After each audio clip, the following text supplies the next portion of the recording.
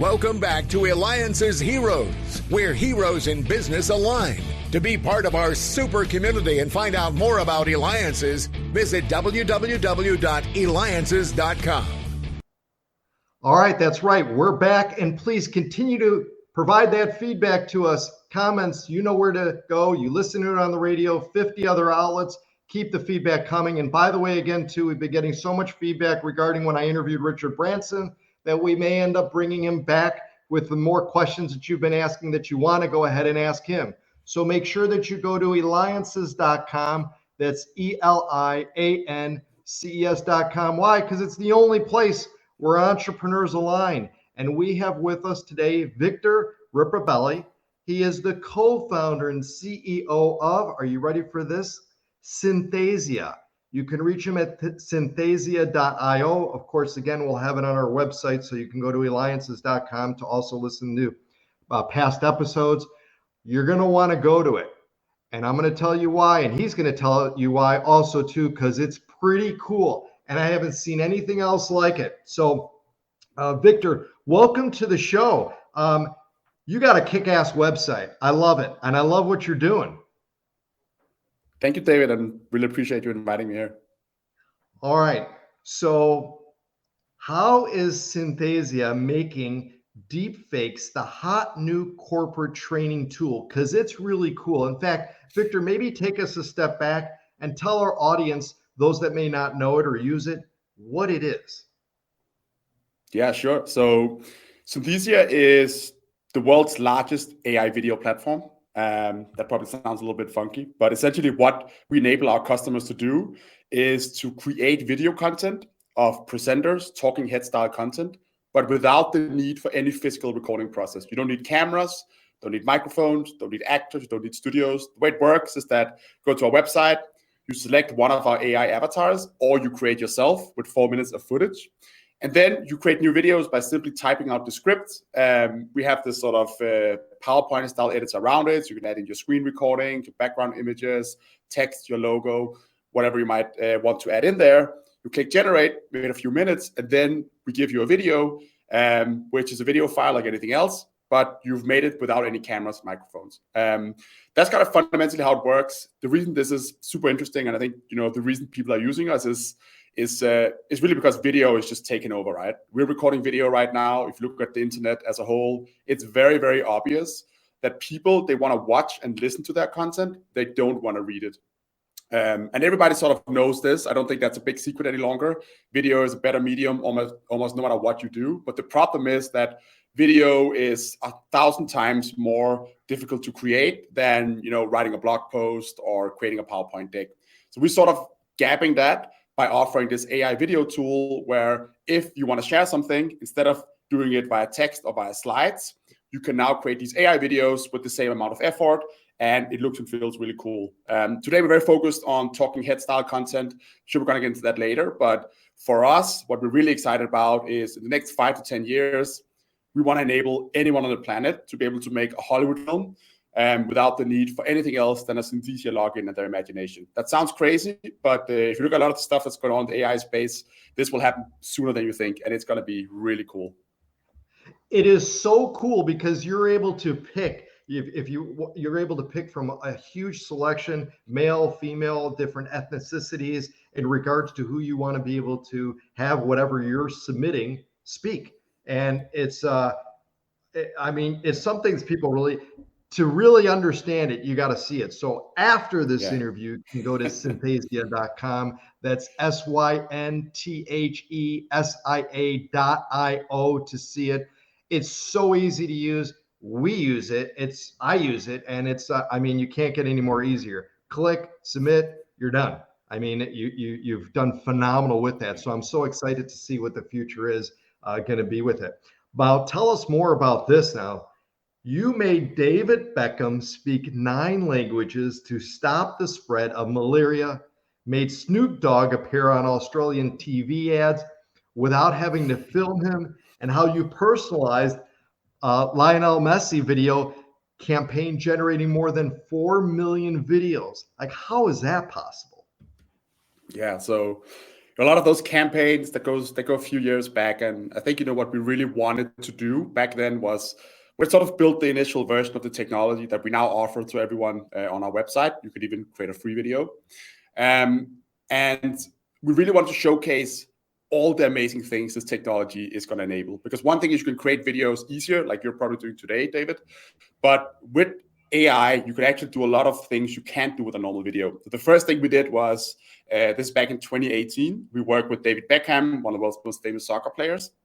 And we recorded this video of him where he's, of course, speaking in English. And then we used the AI technology to actually replace that speech with him speaking 9 different languages, reanimating the facial expressions and his mouth so that it looks like he's actually, talking these different languages. And I'll let people be the judge here, but I think done in a way where it's basically impossible to tell that it's not a real video that you're watching, right?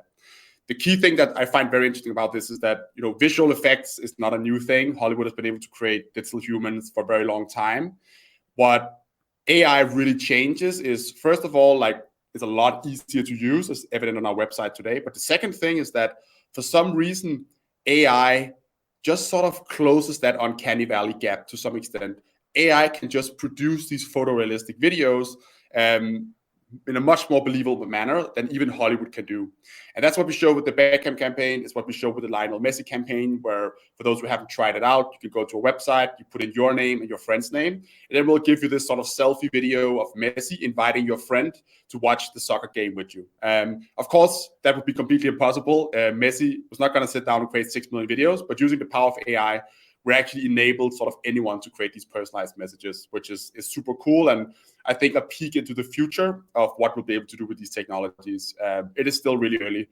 And I think the next couple of years will be absolutely mind-blowing. Absolutely. And you know what else is mind-blowing, Victor? Those that are watching, listening to our interview together, because you're watching, listening me, David Kogan, host of the Eliances Hero Show. Make sure that you go to Eliances.com. That's Eliances.com, the only place where entrepreneurs align. We have with us Victor Riparbelli, co-founder and CEO of Synthesia. You can reach him at synthesia.io. Victor, how in the world did you come up with this idea, though? Oh, that's a great question. So my background is I'm Danish. I grew up in Copenhagen, other side of the world, from the US, and grew up as a huge sci-fi nerd, loved computers, figured out in my late teens that I could actually turn this into a hobby or sort of a job, built e-commerce stores for local businesses, and sort of that started my entrepreneurial career, I guess. Moved into the Danish startup ecosystem, was part of building some cool companies. A lot of this was very business software-ish type of products, which is also very fun. But after doing that for some years, I just felt like I really wanted to start my own company, but I wanted to combine it with this very deep interest that I have in science fiction and, the future and all the amazing things we're going to be able to do with technology in the future. So to make a very long story short, I actually moved from Copenhagen to London because London is in Europe, the center of AI research, and there's so many exciting things going on. And after sort of being in London for 9 months, working as a consultant on different projects, a lot about virtual reality and those type of technologies, I met this guy called Mathias Niesner. He was a professor at Stanford at the time. And he was actually the first person or the first researcher in the world who proved this sort of deepfake. Obviously comes with a slight negative connotation. But he is, you could say, the first one who actually made that technology work. It's back in 2016, so it's a while back. He got invited to the Jimmy Kimmel show. He was showcasing this tech. It was really cool. It was very fun. And when I saw this technology for the first time, it was very basic. And obviously, it didn't really work that well. But I was just blown away. And I felt like I'd seen magic in front of me. And I'm, as a person, someone who loves creative things. I love films. I love movies. I produce music in my free time. And I just saw that as this is going to change the world. This is going to be a game changer in how we produce media content in the future. At that point, it was hard to, map out exactly what that's going to look like and how it would look today. But I felt like there was something powerful enough in it that I wanted to dedicate a part of my life to try and bring this technology to life, give it to people, help them be more creative. So after a very long time, I managed to convince this professor to build the company with me. I was 25 at the time, and I didn't, I didn't really have a track record or CV that made me the perfect person to found this company. I got another professor involved, Lourdes Agapito, and I got my friend at the time, Steph Gerald, involved as well. And we all just gathered around this idea of like, we want to make it easy for people to create video content. But the way we think about that is not by, we don't want to make like smaller, more affordable cameras. We don't want to, just create a slightly better video editing app that runs on your phone or something like that. That's how most people thought about like making video easier 5 years ago. We want to build technology that eventually can replace the physical recording process completely, right? So this means no cameras, no microphones, no studios, and all of that stuff. And that was 5 years ago, certainly a crazy idea. It maybe still is a crazy idea today, but I think it's much easier to sort of track the path forward of how we're going to eventually be able to create Hollywood films on laptops. And I always, when people say, that sounds crazy, I tell them that it may sound crazy, but really this is just a continuation of what we've seen in media production over the last many, many years, right? You take something like Photoshop, that has enabled people to create photos just from their computer. They don't need to go out and shoot a real picture anymore. If you take music production, we can synthesize instruments and effects. I can command a 65-piece orchestra from my bedroom because we can synthesize sounds, effects, and things like that. With typing and text, we type on keyboards, not on pen and paper anymore. And to us, speech and video just felt like the next natural thing, and that AI would be the thing that could enable this to happen. So we kind of went out with that idea. We got turned down by, I don't know how many investors, I think 70, 80, something like that. Nobody believed in it until we sent a cold email to Mark Cuban, who responded after 5 minutes that he was very aware of all this tech that we were developing. He loved it, and he was very interested in learning more. Then we did 14 hours of emails with Mark Cuban. And after those 14 hours at 4 a.m. in the morning here in London, he said, you know what, I'll do the $1 million, given that everything checks out. And Mark Cuban became the first investor. And that really was the start of Synthesia. That's incredible. We've had other sharks on our show that I've interviewed, but that's phenomenal story. And you didn't give up on that. So now things are rocking and rolling. You continue to build, but you still have people that are concerned about what you're doing. And there'll always be critics, but there's a number of critics that are saying, what about the deep fakes, that are out there, the fraud, people, doing the fake news, political scandals, and the list just goes on, that will want to use your system to be able to create that because it's becoming more and more realistic. What do you have to say to them about it? I think it's a very valid concern, right? I think it would be deeply naive to think that bad actors would not pick up this type of technology. Bad actors have picked up every technology that has ever came out. They use smartphones, they use cars, they use telephones, they use email, and they'll of course also use deepfake technology to do bad things, right? I think it's a very, it's a very deep topic, but I'll think, the short answer for me is there's two things I care about. There's one, which is ensuring that our platform at Synthesia is not used by bad actors. That one is pretty easy, actually. We have to submit an avatar for creation. You need to give explicit consent. You have to go through, a whole kind of process. You can't just upload images or videos of anyone, right? That's sort of a KYC style process. We also do very heavy content moderation, which means that we take an active stance on what kind of content you can create with Synthesia. Obviously, things like hate speech we don't allow, but we also take a stance on what we call the gray zone categories. So even things like gambling, for example, unless you have your own avatar, we don't allow that. So we do kind of, build systems that ensure that people can't use our tech for bad. So that part of it is fairly easy, actually. But the other part, which I think is more interesting, is that there's, of course, going to be open source technology that's already out there that anyone can take and use. There's going to be other companies. Maybe they'll have less kind of ethical standards than we do. So what can we as a company do to help the world prepare for this technology, right? And I think there's three things that are very important here. The first one is education, right? People need to understand that in the future, it will be easier for people to fake speech and video content in a highly believable manner. There's many ways you can educate people. There's formal education. I think that's great. But actually, what I think, and I might be slightly biased here, is that the best way for people to understand these technologies, right, is to interact with them, to use them. I'm very proud of how many people create free videos with Synthesia every day. That's one more person who knows that this is now a possibility and will be a little bit more skeptical when they see things online. And there's, of course, many other companies who build deepfake tech in in various other formats, B2C and things like that, right? So I think that's very important. The second part of it is technology. So this could be a very deep topic. What I'm very, very, very interested in, and we're working on this with Adobe, is what's called media provenance. So this is the idea that every time you create a piece of content on Synthesia with your camera, it's registered in a global database somewhere. Who created it? When was it created? How was it created? All this sort of metadata about the content that someone who's consuming that content on, say, YouTube can then actually see. That's going to add this layer of transparency, and it's going to make it much easier for people to understand where content came from and how it was created. And then the last part of it is, of course, regulatory. That's something people are talking about today. Should we regulate this? How should we regulate it? I actually just came back last week from spending a lot of time in Brussels, in Europe, with the European Parliament. I spent a lot of time with the UK government on really just trying to figure out, like, how do we actually safeguard these technologies, right?